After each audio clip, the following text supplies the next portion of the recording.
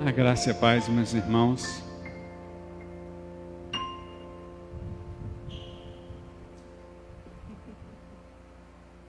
Então, quero parabenizar os irmãos que estão aniversariando na semana, o Gabriel ali, aniversariando hoje, Marcelo no dia 25, ou seja, amanhã, no dia 27, Cláudia, e no dia 29, Cristina. Marcelo eu não sei, mas Cristina e Cláudia estão conosco sempre online. A minha oração é que o Senhor esteja ministrando muito amor, paz, unção, muitos dias projetados pela frente de bênção, e que o Senhor sempre os abençoe e guarde, fazendo resplandecer sempre o rosto dele sobre vocês. Parabéns, Gabriel, Marcelo, Cláudia e Cristina.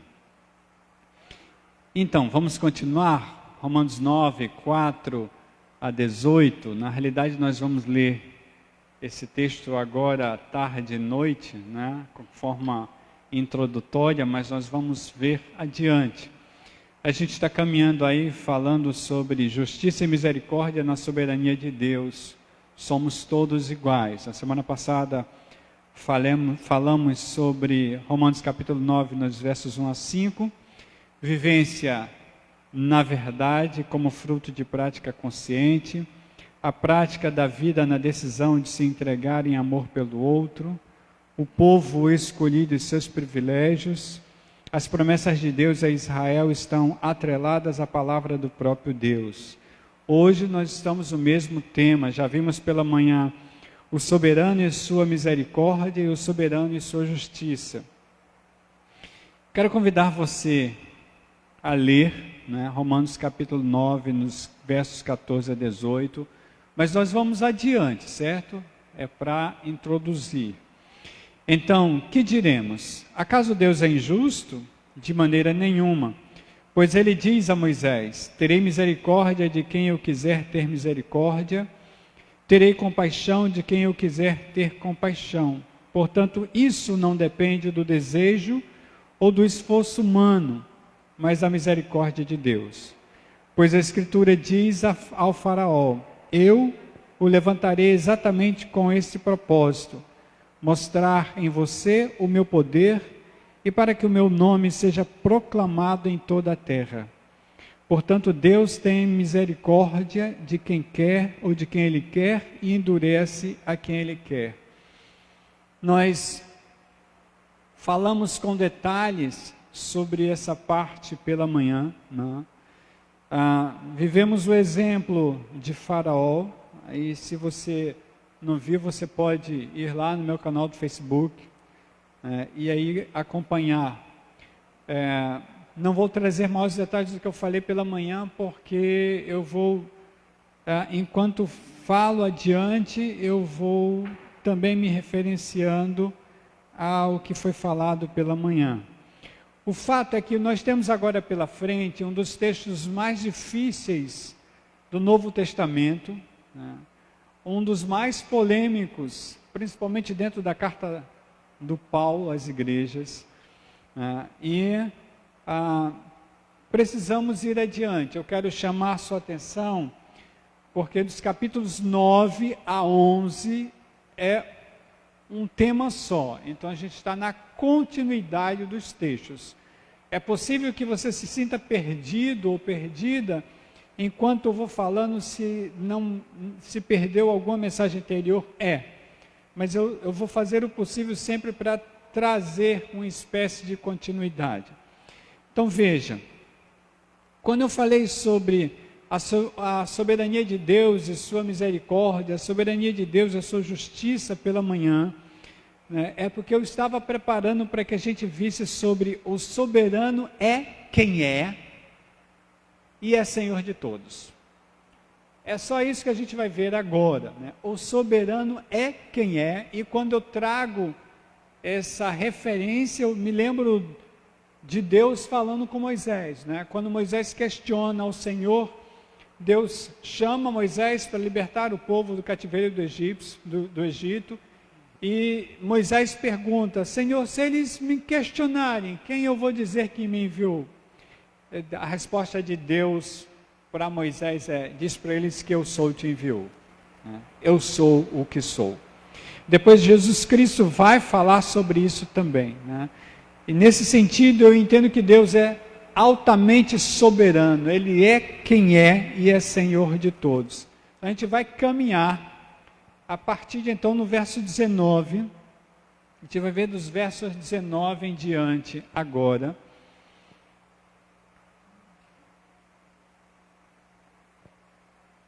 E a gente continua falando sobre a eleição do povo de Israel. Versos 19 até o 26, mas nós vamos ler por parte, certo? 19 e 20 agora. Mas algum de vocês me dirá, eu gosto muito da tradução da Revista Atualizada, quando diz: tu, porém, me dirás. Então, por que Deus ainda nos culpa? Pois quem resiste à sua vontade? E aí o apóstolo Paulo fala: mas quem é você, ó homem, para questionar a Deus? Acaso aquilo que é formado pode dizer ao que o formou: por que fizeste ou por que me fizeste assim? Eu entendo que é interessante entendermos para quem o apóstolo Paulo está falando. Para quem? Bom, desde o início eu tenho falado, desde o capítulo 1, desde a introdução eu tenho falado. O apóstolo Paulo fala para a igreja em Roma. Parte da igreja em Roma é constituída de judeus, tá? Então, nesse sentido, é uma igreja mista, onde nós temos judeus, gentios, e além dos problemas que a igreja vive com Roma, com o governo romano, a igreja vive essa divisão. E aí o apóstolo Paulo possibilita questionamentos que, assim, de repente, ele ouvia, né? Nesse sentido, ele adianta algumas questões, e uma delas é: o que nós podemos fazer contra o poder de Deus, se Ele quer assim? Quem resiste à sua vontade? Quando o apóstolo Paulo questiona, ele está se referindo aos versos anteriores, tá? A gente está falando de repente dos versos 17 e 18, quando eu vi pela manhã: pois a Escritura diz ao faraó: eu o levantei exatamente com esse propósito, mostrar em você o meu poder, e para que o meu nome seja proclamado em toda a terra. Olha o verso 18: portanto Deus tem misericórdia de quem Ele quer, e endurece a quem Ele quer, tá? Essa é uma questão feita, certo? No contexto do texto anterior. Então, nesse sentido, a gente falou do endurecimento do coração de Faraó, tá? A Bíblia, em momento algum, diz, certo, que Deus manipula pessoas. Algumas interpretações falam isso. A gente vai andar e vai ver isso adiante, tá? Nesse sentido, eu queria chamar a sua atenção para Isaías capítulo 29, no verso 16. Isaías 29, 16. Quando o profeta fala sobre o barro, e a gente vai ver já sobre isso, sobre o barro questionando o oleiro. Vocês viram as coisas pelo avesso? Vocês viram as coisas pelo avesso, como se fosse possível imaginar que o oleiro é igual ao barro. Acaso o objeto formado pode dizer aquele que o formou: ele não me fez? E o vaso poderá dizer ao oleiro: ele nada sabe? No mesmo sentido, Jeremias capítulo 18, nos versos 5 e 6. Jeremias 18, 5 e 6. Então o Senhor dirigiu-me a palavra: ó comunidade de Israel, será que eu não posso agir com vocês como fez o oleiro? pergunta o Senhor. Como barro nas mãos do oleiro, assim são vocês nas minhas mãos, ó comunidade de Israel. Então, essa é uma polêmica que é gerada, né, nessa discussão sobre o barro ser um objeto sem espírito, um objeto inanimado. Tá? Quando o apóstolo Paulo vai falar adiante, a gente vai ver já já, sobre a questão do barro questionar o oleiro que faz do barro o que quiser, ele não está exatamente diminuindo o ser humano, ele traz uma figura do que na realidade a gente vê a Bíblia tratar sobre o ser humano, tá? E é algo que a gente precisa entender também. Eu vou falar isso daqui para frente, já falei a semana passada. Deus, ele não trata individualmente sua aliança. Eu vou falar uma coisa que eu tenho falado sempre e vou continuar falando também. A nossa cultura evangélica, ela é uma cultura basicamente norte-americana.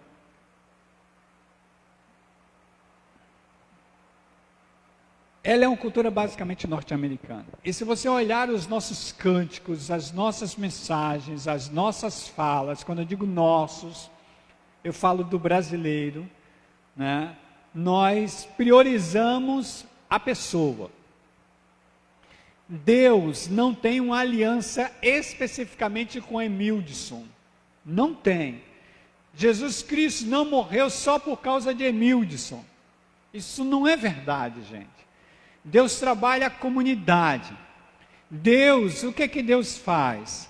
Deus escolhe um povo, Israel, para falar, para ministrar, para viver a diferença ministrada pelo Espírito de Deus em sua vida. Esse povo, ele foi constituído para testemunhar o poder de Deus para outros povos. E esse povo, ele é criado para dar origem ao Messias. A gente já viu tudo isso dentro do livro de Romanos, a carta aos Romanos, né?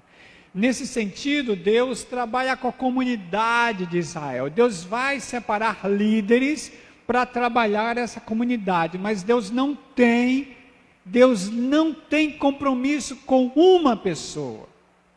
Deus tem compromisso com um povo que simplesmente ele está criando para si.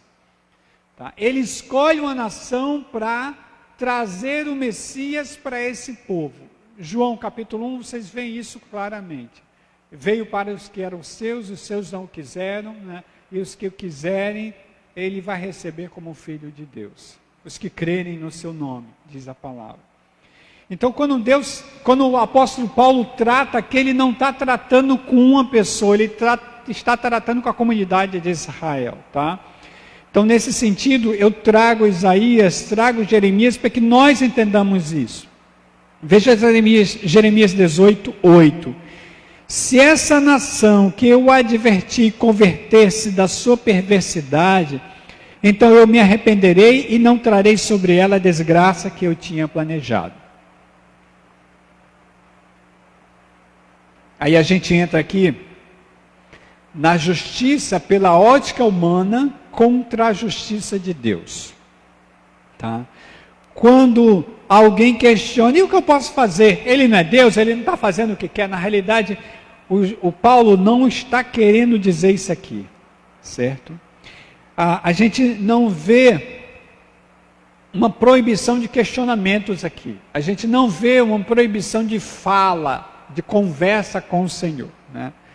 Toda vez que eu falo sobre isso, eu lembro de Jó, né? Que Jó esbravejou contra Deus o tempo todo, e quando Deus se apresentou para conversar com Jó, Deus simplesmente disse, daqui para frente você não fala nada, você só vai me responder o que eu lhe perguntar, né?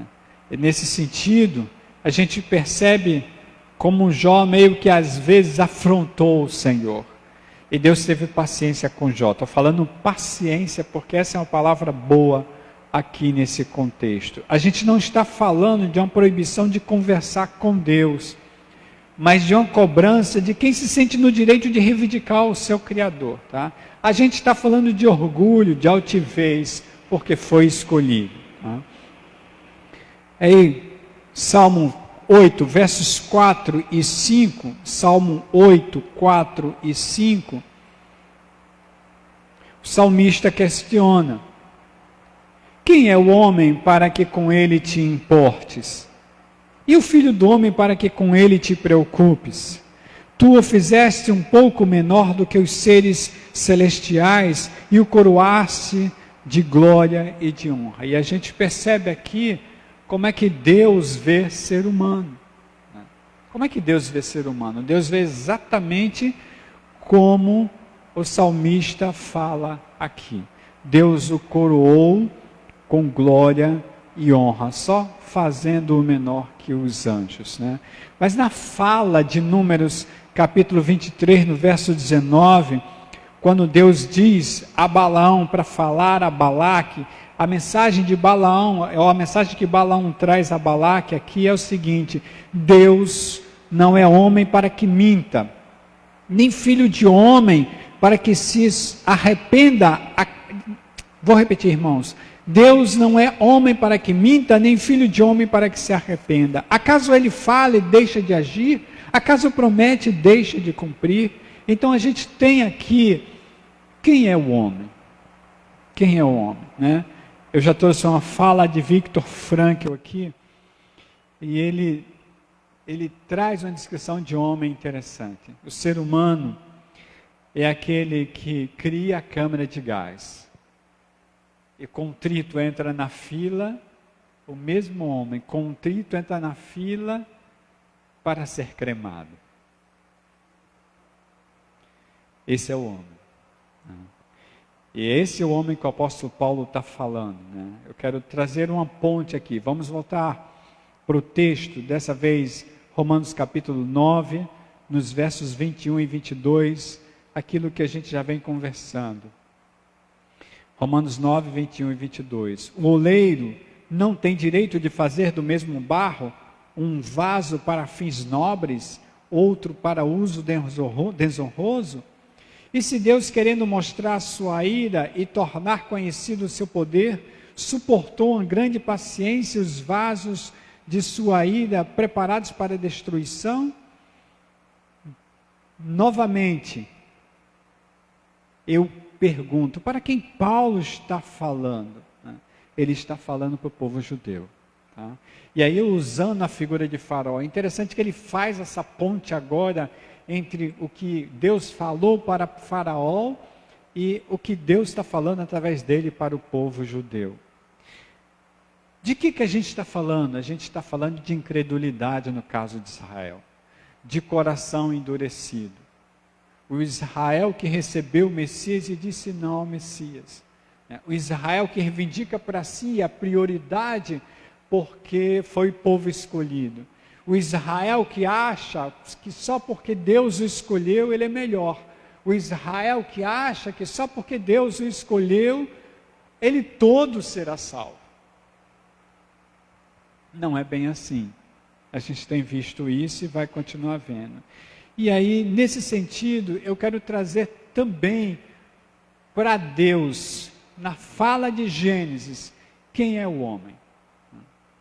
Veja, Gênesis capítulo 2, no verso 7. Então o Senhor Deus formou o homem do pó da terra, soprou em suas narinas o fôlego de vida, e o homem se tornou um ser vivente.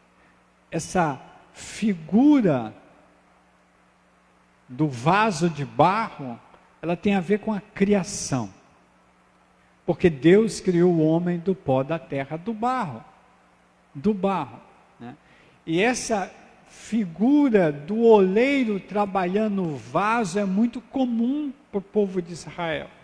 Pode ser estranho para a gente, mas para o povo de Israel é muito comum. Né? É muito comum ver oleiro moldando vaso, e vaso se estragando, tendo que ser refeito. É muito comum ver oleiro formar vaso pronto, ir para o forno e rachar e ter que ser quebrado e refeito. É muito comum.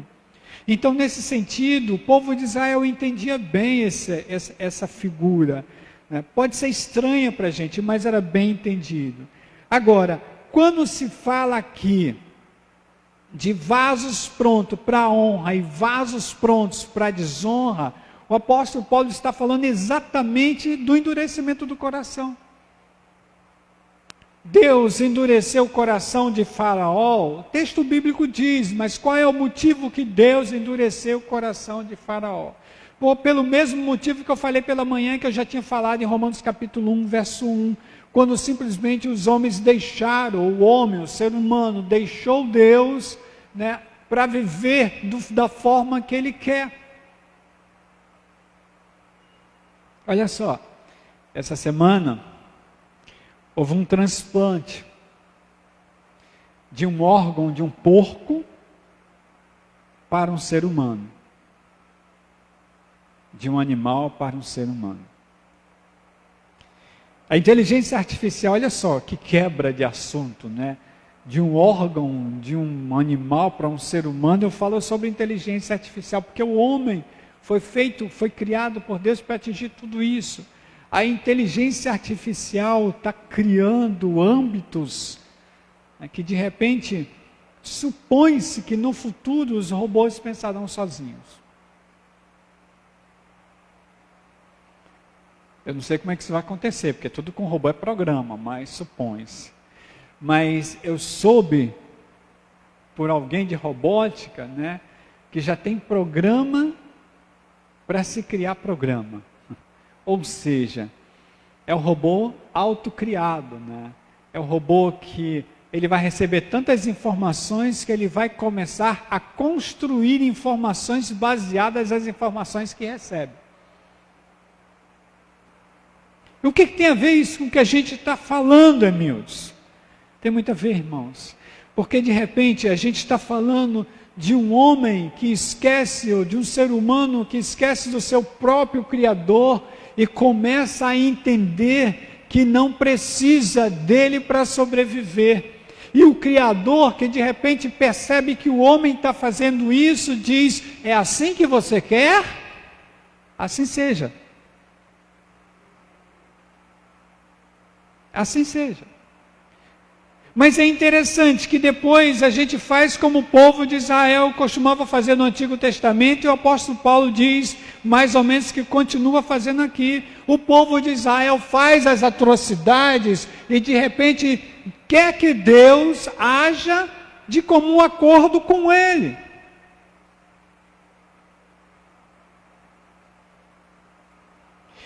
Veja o verso 21. O oleiro tem direito de fazer do mesmo vaso, do mesmo barro, um vaso para fins nobres e outro para desonroso. O fato é que se vaso quer ser desonroso, Deus vai deixar que ele seja desonroso. Se você não estiver entendendo bem, vai ter que voltar para o que eu falei pela manhã, para todos os textos, porque não dá para misturar as duas, senão a gente não termina hoje. Já tem pouco tempo. O fato é que se o homem quer traçar seu próprio caminho, né, e começar a colher as consequências do seu próprio caminho, Deus não vai fazer diferente para que ele saia desse caminho. O que foi que já aconteceu? O remédio já foi dado. O Messias já foi providenciado. Aqui o texto não está dizendo que Deus predeterminou uns para o inferno, outros para o céu. Não está dizendo isso. O texto está dizendo que quanto mais o homem se entrega a si, mais entregue ele está. É isso que o texto está dizendo, é isso que o apóstolo Paulo está dizendo, e a gente vai ver isso, vai clareando isso mais adiante. Então veja, Romanos 2,7 diz que Deus criou o homem do pó da terra. Em Gênesis 2,7. Em Gênesis 1, 26 e 27, olha como é que Deus cria o homem. A gente está falando muito sobre esse texto. Deus cria o homem conforme a sua imagem, conforme a sua semelhança. E A ordem é: domine ele sobre os peixes do mar, sobre as aves do céu, sobre os grandes animais de toda a terra e sobre todos os pequenos animais que se movem rente ao chão. Deus criou o homem à sua imagem, a imagem de Deus o criou, homem e mulher os criou. Né? Deus criou o homem para administrar o jardim. O homem está acabando com o jardim. Acabando. A água está acabando na natureza. O verde está acabando. Cada vez mais difícil o oxigênio. O homem está acabando com o jardim. E aí talvez alguém pergunte: por que Deus permite isso? Né? Por que Deus deixa que as coisas aconteçam? Acho que a pergunta deveria ser diferente, né? Qual é o motivo que o homem não olha para o seu Criador? Qual é o motivo que o homem não procura saber como deve ser feito? Né? Então, nesse sentido, questionamento é outro. Mas vocês acham que Deus quer que aconteça o que está acontecendo? Veja Gênesis 3, 9 a 12. Quando a gente olha para a escolha do homem, né? Deus chama o homem e pergunta: onde você está? Ouvi teus passos no jardim e fiquei com medo porque estava nu, por isso me escondi, responde o homem. Deus pergunta: quem disse que você estava nu? Comeu do fruto da árvore que eu proibi você comer? O homem diz: foi a mulher que me deste por companheira que me deu o fruto da árvore e eu comi. Né? Vocês entendem que Deus queria isso para a humanidade? Era isso que Deus queria. Deus criou o homem para isso. Vocês acham que simplesmente Deus colocaria o homem no jardim com uma prefiguração? Eu sinto muito, eu criei você, mas você vai me desobedecer, vai se acabar na vida, eu quero ver você sofrer.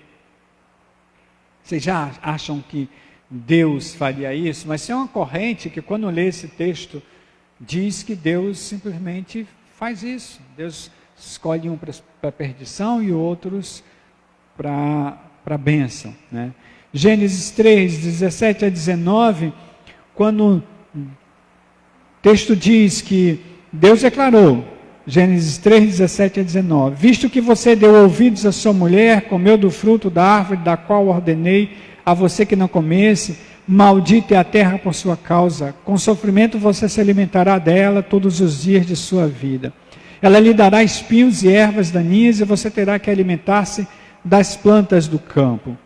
Com o suor do seu rosto você comerá do seu pão, até que volte à terra, visto que dela foi tirado. Aqui sou pó, do pó ao pó voltarei, porque você é pó, ao pó voltará. Você acha que Deus criou Adão para isso? São questionamentos interessantes para pensarmos, né? Tá? Nesse sentido, mesmo que Deus não tenha criado Adão para isso, ele pode ser chamado vaso da ira. Mesmo que Deus não tenha criado Adão para endurecer coração, ele endureceu o coração. E é chamado vaso da ira. Aliás, em Adão estava toda a humanidade, né? Mas olha só o que o Paulo diz a Timóteo, 1 Timóteo versos 2, 3 e 4. Ele diz que é bom, agradável a Deus a oração pelos que exercem autoridade. Aí ele diz assim no verso 4, Deus deseja que todos os homens sejam salvos e cheguem ao conhecimento da verdade, ao pleno conhecimento da verdade. Essa é a vontade de Deus para a humanidade, irmãos. Nesse sentido, quando a gente olha o povo questionando, a gente tenta entender por que o povo questiona. Os vasos determinados à ira, eles são suportados. Deus manteve Faraó em pé, suportando todo o seu orgulho, toda a sua ira, todo o seu coração endurecido. E ele está falando aqui ao povo de Israel, que mantém todo o seu coração endurecido, em pé, simplesmente achando que é melhor. Porque essa é a confusão. Briga por causa dos gentios. Então vamos lá, vamos voltar para Romanos capítulo 9, agora verso 23. Que dizer se ele fez isso para tornar conhecidas as riquezas de sua glória aos vasos de sua misericórdia, que preparou de antemão para a sua glória, ou para a glória, né? Nesse sentido, ele põe uma contrabalança, né? Ele fala dos vasos da ira, ou preparado para a ira, que Deus continua suportando, e os vasos para a glória, né, que Deus simplesmente tem preparado para a misericórdia, tá? E precisamos entender qual é a diferença aí. Vejam que eu estou repetindo bastante. A diferença aqui para o povo de Israel é credulidade versus incredulidade. Os vasos separados para a ira são os incrédulos. Na realidade, aqui nós temos sempre dois povos. Sempre dois povos. Veja, Deus não escolheu Israel, porque Israel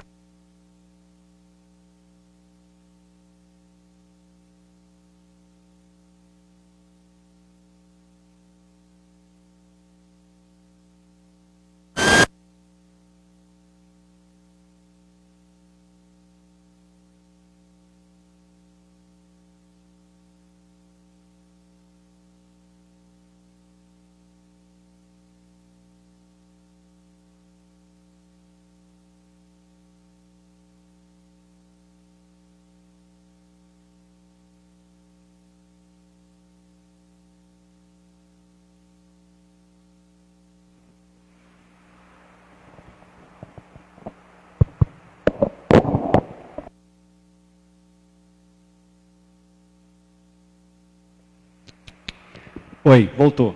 Deus não escolheu Israel porque Israel era o melhor.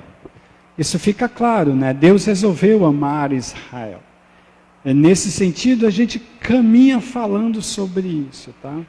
Então veja, quando o apóstolo Paulo fala do Deus, né, que fez isso para tornar conhecidas as riquezas de sua glória aos vasos de sua misericórdia, que preparou de antemão para a sua glória, né? Nesse sentido, ele também está falando do texto lá do verso 17. Ele está falando sempre sobre Faraó que endureceu seu coração, né? E eu quero chamar a sua atenção para 2 Coríntios capítulo 2, os versos 14 a 17.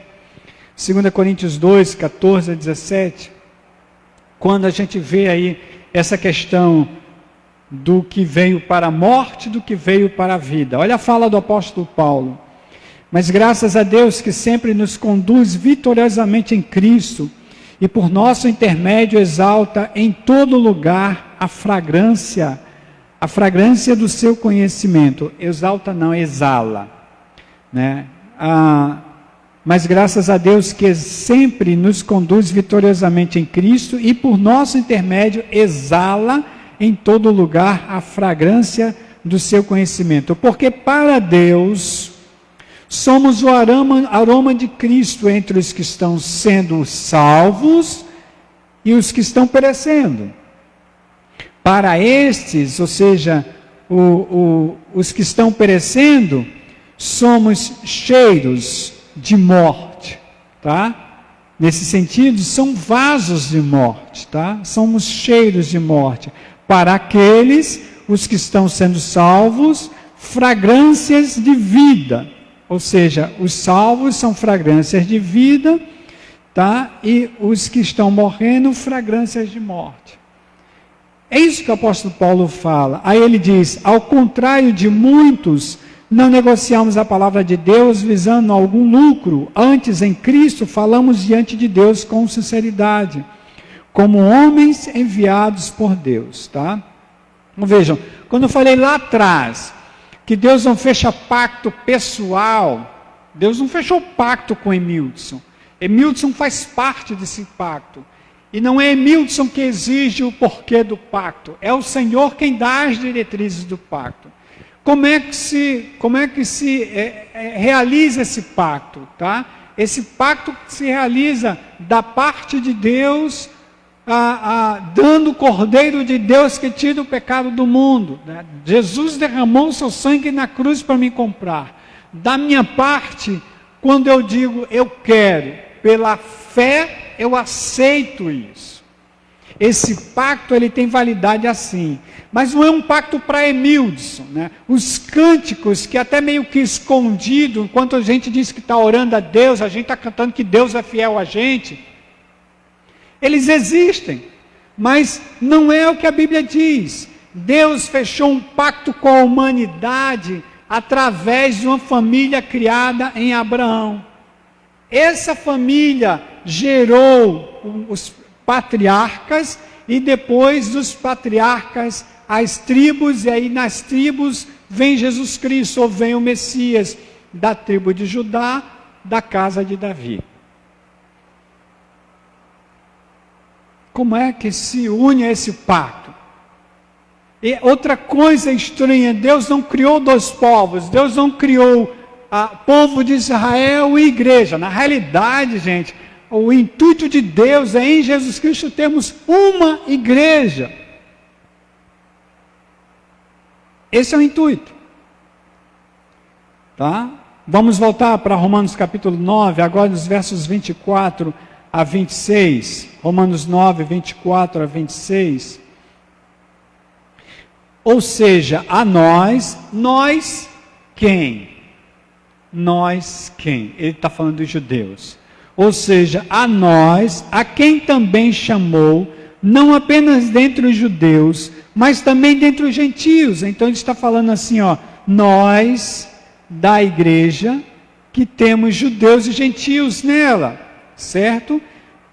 Não apenas entre os judeus, mas também dentre os gentios. Como ele diz em Oséias, chamarei meu povo a quem não é meu povo, chamarei minha amada a quem não é minha amada. E acontecerá que no mesmo lugar em que se lhe declarou, vocês não são meu povo, eles serão chamados filhos do Deus vivo. E aí que história é essa, Emildson? Essa é uma das histórias mais lindas que eu conheço no Antigo Testamento. Algumas pessoas conversando comigo, quando eu falo isso, dizem assim, cara, se você achar isso lindo, essa é a história de um profeta, que Deus traz uma alegoria para ele, né? A vida dele passa a ser uma alegoria para nós. O profeta Oséias, né? Os versos 25 e 26, eu vou ler o que eu coloquei aqui para não esquecer. O pano de fundo para os versículos 25 e 26 é o casamento do profeta Oséias com a esposa adúltera, que Deus trata como prostituta. A esposa adúltera Gomer é o nome dela, juntamente com seus 3 filhos, cujos nomes simbolizavam o juízo de Deus sobre o infiel reino do norte. A história é que é o seguinte: Oséias casa com Gomer. O primeiro filho ele tinha certeza que era dele, os outros 2 não. E aí o segundo filho, no caso filha, sim, essa história de Deus falando ao povo do norte, certo? Eram 10 tribos de Israel ao norte. Deus lhe disse que chamasse sua segunda filha de Lo-ruama. Está em Osés capítulo 1, verso 6. Não amada, desfavorecida, né? Porque disse ele, eu não mais tornarei a favorecer a casa de Israel. A tradução da NVI diz assim, eu não mais mostrarei amor para perdoar Israel, né? Eu não mais favorecerei a casa de Israel para lhe perdoar. Quando veio o terceiro filho, um menino, ele lhes disse que o chamasse de Lo-ami, Está em Oséias capítulo 1, verso 9, que quer dizer, não meu povo. Porque acrescentou, vocês não são meu povo, eu não sou o seu Deus. Tá? O fato é que Deus diz, ó, vai lá, casa com ela vai adulterar, viu? Ela vai adulterar. E aí Oséias diz, mas Deus, como é que pode negociar? E tem mais outra coisa, ela vai adulterar e você vai perdoá-la. Você vai buscá-la no meio da prostituição, vai trazê-la de volta para a sua casa, vai resgatá-la e vai continuar o casamento com ela. Quando Oséias meio que questiona Deus, Deus diz assim, Oséias, preste atenção, não é isso que vocês fazem comigo? Essa história vocês deviam ler, livro de Oséias, primeiro livro depois de Daniel, né? Eu estou falando de Daniel porque a grande maioria conhece Daniel, então Daniel, Oséias, né? É um livro muito bom para se ler, porque vocês vão ver o quanto Israel se prostituía com os outros ídolos. E aí Deus traz essa história para Oséias e conta o que Israel, conversa com Oséias o que Israel é para ele, quem é Jerusalém para ele, né? E nesse sentido, ele fala sobre o resgate, ele diz como é que vai acontecer, ele diz que Israel vai ficar nua diante dos seus ídolos, né? E ele resgatará Israel. A gente está falando de incredulidade, de gente que de repente flerta com outros deuses, enquanto diz seguir a Deus. O apóstolo Paulo não está falando que Deus aqui é alguém que separa uns para maltratar e outros para abençoar. O apóstolo Paulo está falando que Deus é alguém que simplesmente trabalha com um povo que quer dura cerviz, coração duro. Um povo que ouve, mas não sabe o que está ouvindo, que vê, mas não sabe o que está vendo. Um povo como se tivesse escama nos olhos. Um povo que costuma vir para as igrejas, lotar as igrejas, cantar, levantar a mão, dançar, se arrepiar, falar em línguas, profetizar, mas nos outros dias está ali, ó, eu conheço até crente que consulta horóscopo.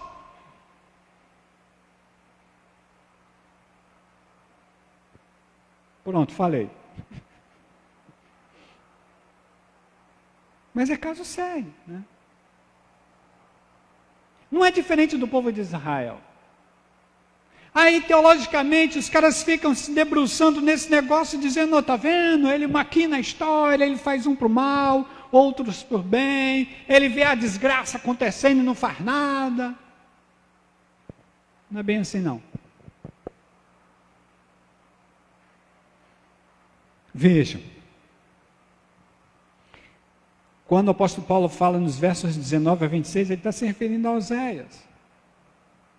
Veja Oséias capítulo 2, verso 23, se você não achar agora, tudo bem, você pode ver depois. Olha só, eu a plantarei para mim mesmo na terra, tratarei como amor aquela que chamei não amada, direi àquele chamado não meu povo, você é meu povo, ele dirá, tu és meu Deus. Né? O verso 26 se refere a Oséias capítulo 2, verso 23. O apóstolo Pedro pega carona nessa história, né? Pega carona, não é brincadeirinha, mas o apóstolo Pedro, logicamente baseado na palavra, em 1 Pedro capítulo 2, no verso 10, ele diz, antes vocês nem sequer eram povo, mas agora são povo de Deus, não haviam recebido misericórdia, mas agora receberam. Vocês entenderam que na realidade Deus trabalha pacientemente conosco, com nós é triste. Deus trabalha pacientemente conosco, esperando que de repente nós tenhamos alguma atitude.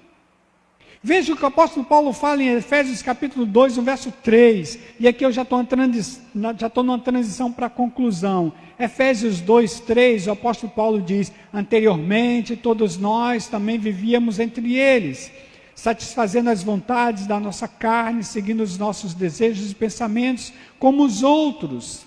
Éramos por natureza merecedores da ira. Quem não segue aquilo que Deus tem em sua aliança é merecedor da ira. Todos foram extraviados, não tem um digno sequer. Romanos capítulo 3. Todos se extraviaram. Todos nós merecíamos ira. Deus, em sua presciência e paciência, espera. Espera. Eu quero concluir, para fechar realmente, Romanos 9, 24.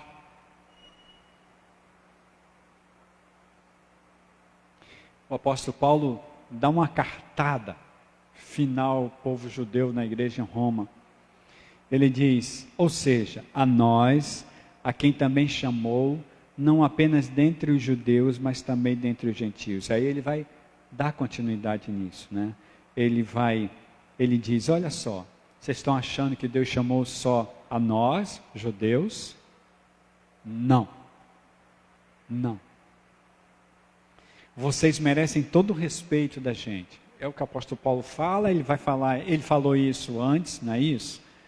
De vocês nasceu a liturgia, vocês trouxeram o tabernáculo, a morada de Deus, né? Vocês merecem todo o respeito. De vocês nasceu o Messias. Vocês trouxeram os oráculos. Vocês nos ensinaram. Quando eu digo vocês, eu estou falando em respeito, né? Mas o apóstolo Paulo, ele diz, nós, o judeu é assim, né? Nesse sentido, e eu estou falando nesse sentido pra caramba hoje, porque eu estou falando de sentido mesmo, estou falando de sentido de vida. O apóstolo Paulo, ele deixa claro para os judeus que estão na igreja em Roma, não é só com vocês. E eu quero concluir trazendo, porque já vai ser a ponte para a semana que vem, nos versos 27 a 29. A gente está em Romanos capítulo 9, 27 a 29. Quando o apóstolo Paulo diz assim, veja que todo o texto que o apóstolo Paulo traz para a igreja em Roma é amarrado ao Antigo Testamento. É a fala que o judeu entende. Ele diz assim, Isaías exclama com relação a Israel. Embora o número dos israelitas seja como a areia do mar, apenas o remanescente será salvo. Pois o Senhor executará na terra a sua sentença rápida e definitivamente. Como anteriormente disse Isaías, se o Senhor dos exércitos não nos tivesse deixado descendentes, já estaríamos como Sodoma e semelhante a Gomorra. Então, o apóstolo Paulo cita Isaías 10, 22 e 23, né, nos versículos 27 e 28 de Romanos 9, e cita Isaías 1, 9, no versículo 29, tá? E quando ele fala sobre Sodoma e Gomorra, ele está falando, se referindo a Gênesis capítulo 19, nos versos 24 a 25. Agora, percebam isso. O que Paulo primeiro diz? Olha só, Paulo primeiro vai dizer, olha, a Deus não chamou somente a nós, judeus, mas Deus chama também os gentios. Tá? Deus chama os gentios. Agora, eu quero que vocês prestem atenção numa palavra que eu fui olhar no grego, existe também, no capítulo 9, verso 24, tá? A gente está em Romanos 9, 24. Ou seja, a nós, a quem também chamou, não apenas dentre os judeus, mas também dentre os gentios. Agora, se você vai para mesmo texto, no final do verso 27, né, quando ele diz assim, embora o número dos israelitas sejam como a areia do mar, apenas o remanescente será salvo. O que Paulo está dizendo é que dentre os judeus, apenas um grupo será salvo. Dentre os gentios, apenas um grupo será salvo. Por isso essa história toda de que Deus criou uns para perdição, outros para bênção. As pessoas confundem, porque na realidade apenas o remanescente. Deus não vai salvar todo Israel. Deus não vai salvar todo o gentil, o mundo gentílico. Deus não vai salvar todo Israel. Deus não vai salvar, entre aspas, toda a igreja, irmãos. Não vai. Porque na realidade o pacto é pacto de fé. O conserto já foi feito. E nós precisamos entender que precisamos nos apossar desse conserto. O que é me apossar desse conserto? É assumir minha parte de fé. E eu estou falando, quando falo de fé, falo de fidelidade. Deus não vai salvar religioso.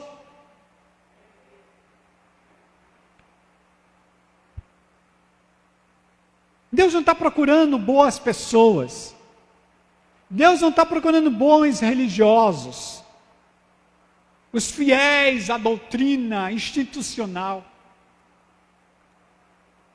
Deus está procurando pessoas, e olha lá, eu vou me remeter lá a João capítulo 4, quando Jesus fala com a mulher samaritana. Deus diz assim: vai chegar o momento que os verdadeiros adoradores adorarão em espírito e em verdade. Não é onde você quer, nem onde o povo, não é onde vocês samaritanos dizem que é, e nem onde o povo judeu diz que é.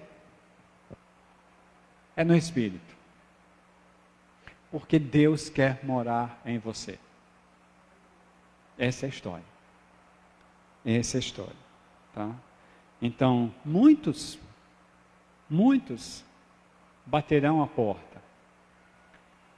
Em teu nome nós falamos em línguas, profetizamos, fizemos milagres. Muitos dirão assim: ó Senhor, eu caminhei muito nas ruas ajudando os pobres.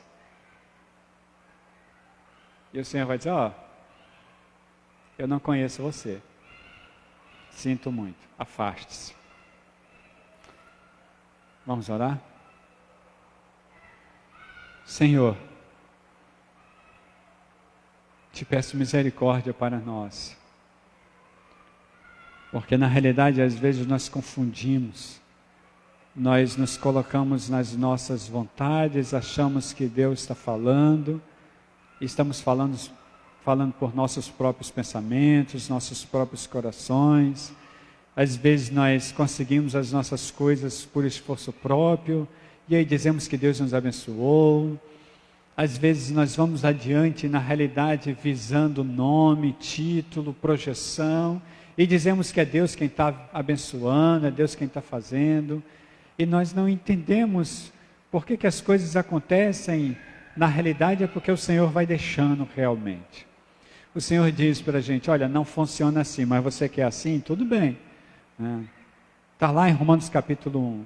Está lá no exemplo de Faraó com o coração endurecido. Está no exemplo de Adão, quando tinha comunhão com Deus. Deus disse para Adão: não faça o que você... não faça o que eu disse para não fazer. Aliás, faça o que eu disse para não fazer. Não faça, não coma desse fruto. E aí Adão vai, come, coração endurecido, e tem que receber toda a consequência. A gente acha que está falando em nome de Deus muitas vezes, e fala em nome da vontade própria, em nome dos próprios sentimentos, das próprias sensações, e a gente acha que está tudo bem, porque a gente está arrepiado, porque sentiu alguma coisa estranha, e é Deus quem está agindo. E Deus não está agindo bulhufas nessa história toda. Muitas vezes funciona assim. Mas Deus já deixou como funciona o pacto. Deus já falou. E da forma que o apóstolo Paulo fala, nós continuamos falando. Existem vasos para ira e vasos para glória. Quem são os vasos da ira? Os vasos da ira são vasos que continuam caminhando com seus corações endurecidos, dizendo a Deus: da minha forma é melhor. Da minha forma é melhor. Os vasos da glória são vasos que dizem: Senhor, eu não sei fazer nada sem a Tua presença. Eu não sou nada sem a Tua presença.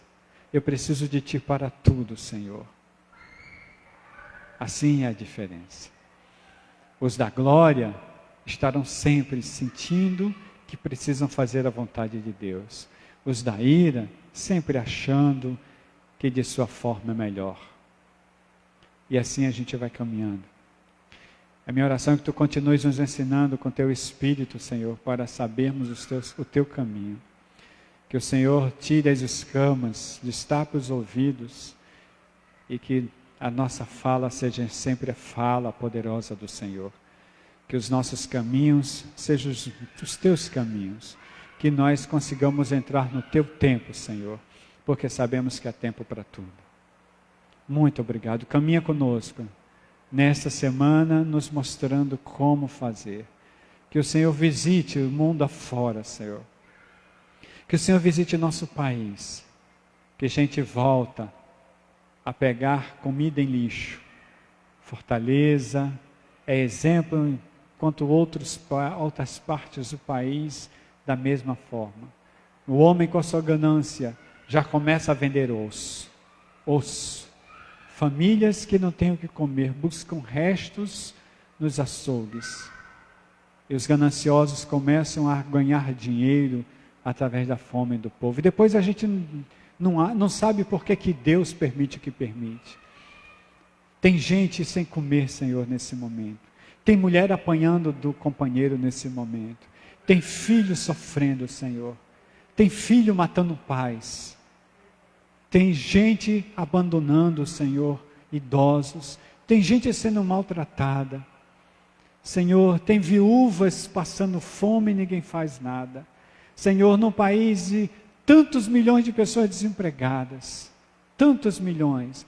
Os chefes da nação. E aí eu coloco o presidente, vice-presidente, cúpula maior, senadores, deputados, governadores, prefeitos, vereadores, o povo que mantém essa nação politicamente falando, Senhor. Acorda esse povo, Deus. De alguma forma nós precisamos ver o país voltar a viver, Senhor. Se for preciso que seja da Tua forma, Deus. Mas nós precisamos ver alguma coisa nesse país. Precisamos de homens de Deus se levantando, falando, para que esses homens entendam que a vontade de Deus não tem nada a ver com o que eles estão dizendo. Precisamos, Senhor, que pastores que estão usando o nome de Deus politicamente falando, sejam tapados, que suas bocas sejam caladas no nome de Jesus Cristo, porque eles não falam em nome de Deus. São profetas do mal. Precisamos que o Senhor faça alguma coisa nesse país, porque tem muita gente sofrendo. Mas quando eu digo precisamos que o Senhor faça alguma coisa, eu sei claramente que o Senhor não vai agir de forma que não seja com a própria humanidade. Se o homem quer viver perdido, o Senhor vai deixar o homem viver perdido.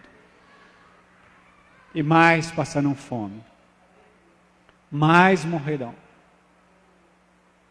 Mas o sangue será requerido das mãos desses homens. Isso eu sei, porque a palavra diz. Inclusive de líderes evangélicos que se dizem protetores da palavra de Deus e que andam maltratando gente. Senhor, que o Senhor nos conscientize.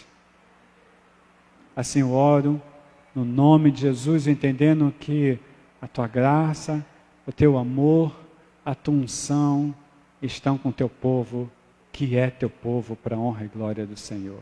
Assim eu oro no nome de Jesus. Amém. Deus abençoe vocês, uma semana abençoada e reflexiva para a transformação de vida. Deus abençoe você que nos vê pela internet, da mesma forma assim eu oro, que seja o rosto do Senhor, o seu rosto, e o seu caminhar sempre com o caminhar dele. Deus abençoe.